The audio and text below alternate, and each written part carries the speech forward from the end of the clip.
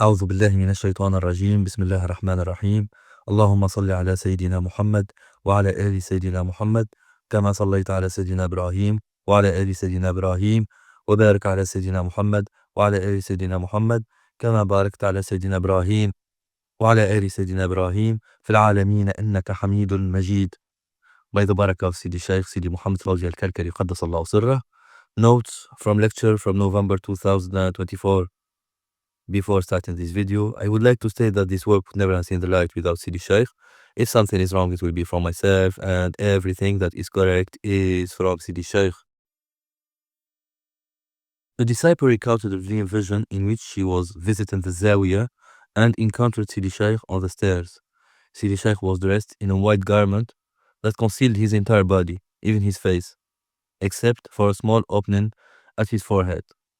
He was carrying a baby, also wrapped in a white garment, resembling a shroud. As the disciple ascended to kiss Sidi Shaykh's hand, the baby disappeared and Sidi Shaykh's attire reverted to ordinary clothing.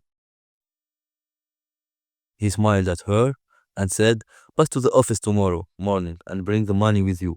He then told her that Allah had granted an open fath for her. The disciple thought to herself that the matter concerned the 10% and that she didn't have enough money, as her wallet contained only 150 dirhams. Before she could speak, Sidi Shaykh told her to bring 25 dirhams, as that would be sufficient.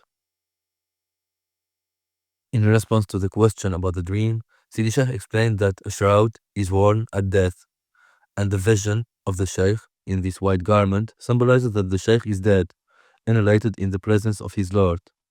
The small child, or the baby, also shrouded, represent the child of pure meanings, طفل المعاني. This child of pure meanings is carried and nurtured within the heart of every disciple, representing the degree of death, of annihilation they carry within. God says in the Quran, Bismillah ar-Rahman ar-Rahim, or one who was dead and we gave him life. Therefore, the extent of a disciple's spiritual death corresponds to the extent of their spiritual life, and the extent of their annihilation corresponds to their closeness to their Lord. In the dream vision, when the child was given away or disappeared, the Shaykh returned to his human form. This signifies that every time the Shaykh pledges allegiance with a disciple, this process occurs. The Shaykh puts on a garment and gives a piece of that garment, gathering the disciple's spirit, ruh, within it, taking their spirit and departing. If the disciple understands the meaning of voluntary death, al-maut al-ikhtiyari, God revives them by the permission of their Shaykh and they become a light walking among people. If they don't understand, it's as if this process didn't take place between them and the attire remains ordinary, as the sister described. Sidi Shaykh continued to interpret the dream vision where he instructed the disciple to pass to the office, indicating that God has granted an opening for her and she should pay a sum. This amount is 10%. Anyone who acquires spoils of war, ghanima, or has income should give 1/5 humus to God and his messenger. In the vision, it's 10%, not 1/5, and 10% is less than 1/5. This means that if the disciple cannot afford the full 1/5, they should at least give 1/10. This allows the disciple to have contributed something for the sake of Allah subhanahu wa ta'ala. Allah says in the Quran, Bismillah ar-Rahman ar-Rahim, take from their wealth a charity by which you purify them and cause them increase and invoke upon them. Indeed, your invocations are reassurance for them. The Prophet ﷺ does not consume charity, sadaqah, and it is forbidden for the Prophet's family, al-Bayt, to consume it. For them, charity is like wine, it is forbidden. They cannot touch anything forbidden. Therefore, when the Prophet takes charity from their wealth, he takes it in his hands, but does not use it for himself. Rather, he spends it on those who are eligible, but it passes through his hands. The mere passing of it through the hands of the Prophet ﷺ bestows what upon the giver? It bestows purification, increase, and invocation, establishing a connection with the Prophet ﷺ.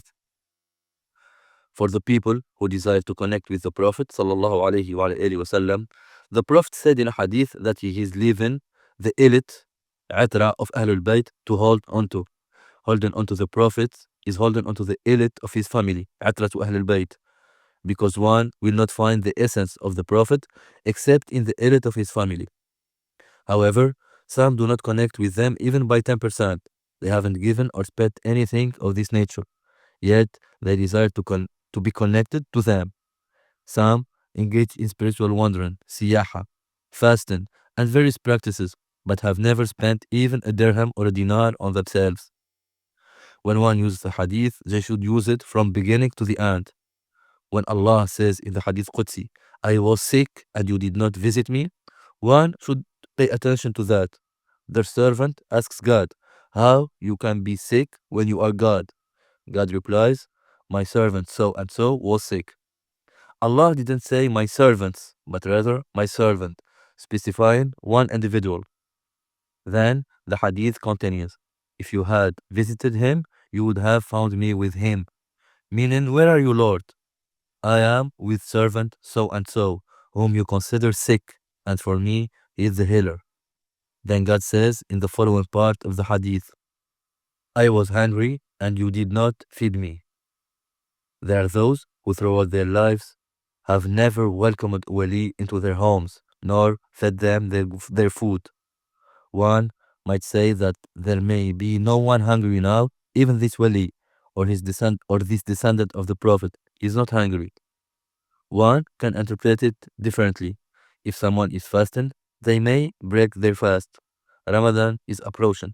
So why has one never broken the fast of a fasting descendant of the Prophet sallallahu alaihi wasallam, especially those of the elite of the family of the Prophet who inherited his secret? One might say that they cannot bring them into their home because they don't have complete control on their homes. There is no problem. They can take them to a restaurant and feed them. Sidi Shaykh added that some say that a person is only considered sick when they are admitted to the hospital. And of course, this is wrong, because there are illnesses that require hospitalization and others that not. Some appear healthy while being sick.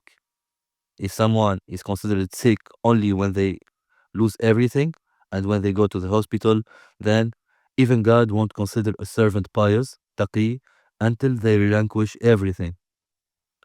Sidi Shaykh added that after sickness and feeding, Allah says, I asked you and you did not give to me. Some might say that the wali never asked them for anything, but in reality, if he didn't ask them for money, he asked for a service. If he didn't ask them for a service, he asked for something else, something spiritual. The matter isn't solely related to money. If it were only material, the first statement by Allah in which He said, I was hungry and you did not feed me, would suffice. So what excuse will a person offer now?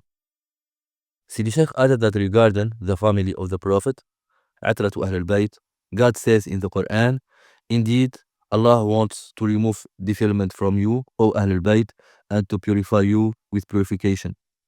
This purification is not for everyone, but specifically for the elite of the family of Ahl al-Bayt.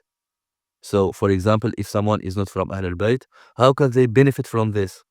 They can benefit by approaching the Ahl al-Bayt and thereby purify themselves and their possessions, meaning everything that surrounds them.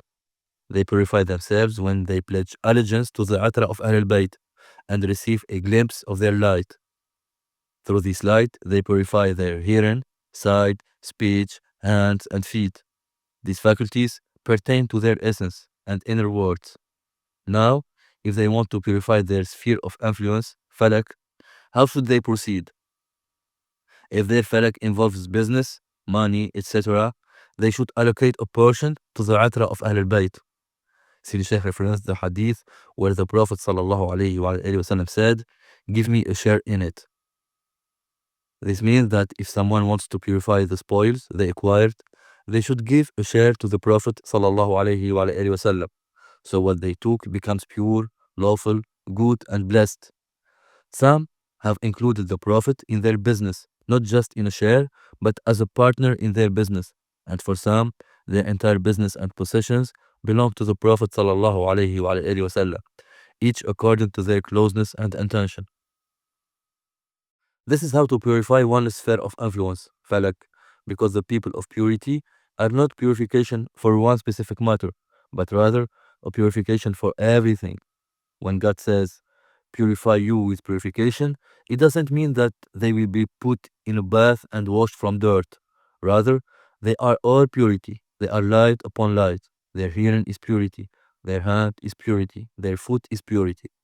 If this purity interacts with a specific matter, such as a business, the business becomes pure by their purity. If it interacts with travel, the travel becomes pure with their purity.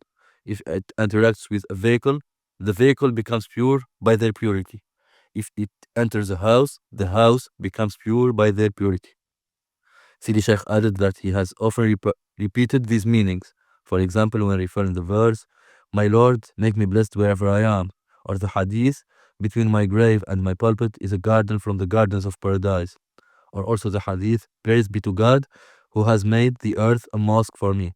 For instance, the earth has been made a mosque for the Prophet ﷺ, and not for everyone. For others, the earth could be an impurity where they engage in corruption. For the Prophet, the entire earth is a mosque where he can pray wherever he wishes without being bound by jurisprudence rulings. One should apply these rulings on themselves rather than the people of purity, Ahlul Tahara, as they are seeking refuge in them. Sidi Shaykh added that if the monotheists and muwahideen are in a land and a non-monotheist enters and resides among them, they must pay the jizya. If they pay it, they can reside peacefully without any issues, as there is no compulsion in religion. The same concept can be applied here.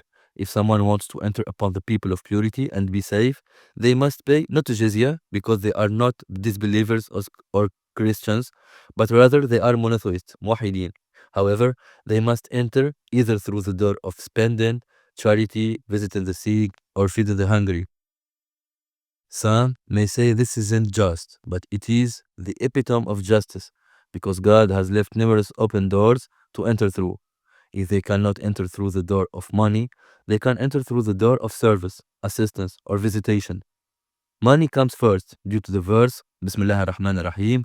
Indeed, Allah has purchased from the believers their lives and their properties.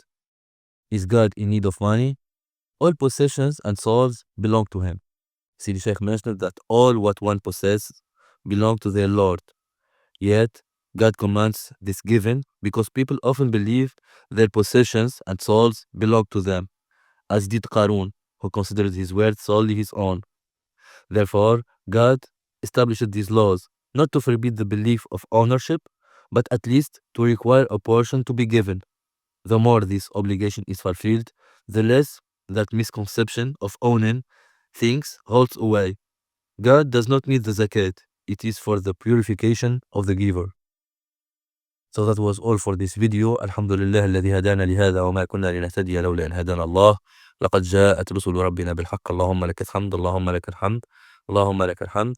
اللهم صل على سيدنا محمد وعلى آل سيدنا محمد كما صليت على سيدنا إبراهيم وعلى آل سيدنا إبراهيم وبارك على سيدنا محمد وعلى آل سيدنا محمد كما باركت على سيدنا إبراهيم وعلى آل سيدنا إبراهيم في العالمين إنك حميد مجيد. سبحان ربك رب العزة عما يصفون وسلام على المرسلين والحمد لله رب العالمين.